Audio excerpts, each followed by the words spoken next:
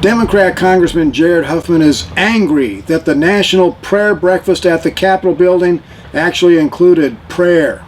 He says Christian prayer should never be allowed in the Capitol building because it violates the separation of church and state.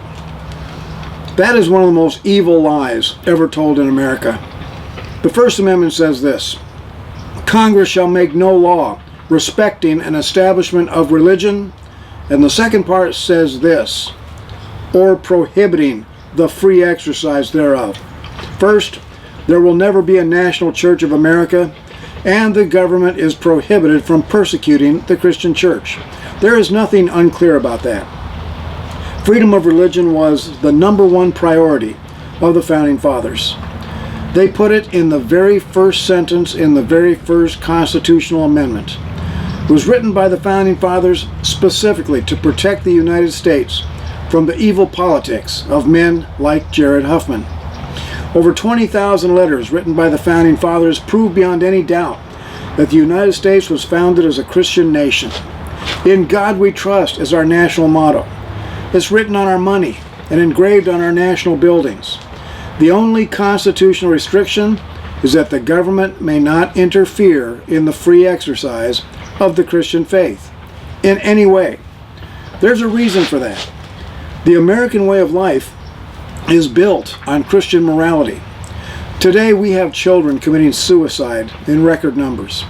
We have school shootings and sexual perverts marching in the streets. We have rampant corruption at every level of society. And one of the biggest reasons is because men like Jared Huffman tore the USA away from her Christian foundations and forced schools to stop training up students to have Christian moral standards. Do not kill. Do not steal. Love your neighbor as yourself. Honor your father and your mother. Why are we not teaching these things to our children? Because men like Jared Huffman hate biblical morality. He represents California, which is pretty much the Sodom and Gomorrah of America.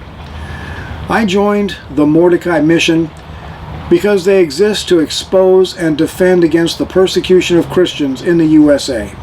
And today I am challenging the people of the USA to raise their standards and stop voting for men like Huffman, who are dragging this nation into the sewers of moral depravity and corruption. Now, more than ever, this nation needs men and women of faith to pray openly and publicly for the restoration of this nation as a nation under God. Children desperately need the hope and encouragement that comes from knowing that their future is safe and secure with Jesus Christ as their Savior. If you agree with this message, then please go to MordecaiMission.net and join the team. And together, we will make a difference.